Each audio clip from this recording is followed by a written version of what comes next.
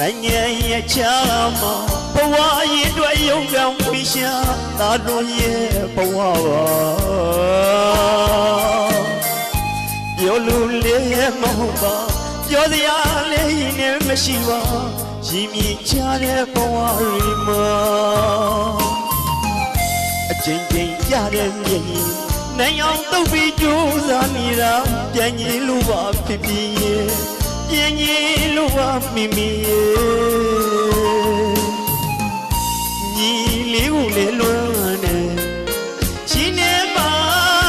အသက်လို့ချစ်တော့ညီမလေးကိုလေလွမ်းနေပြန်ရင်လိုက်တာရင်လေအရင်လွမ်းနေတာတို့ပြောင်းွယ်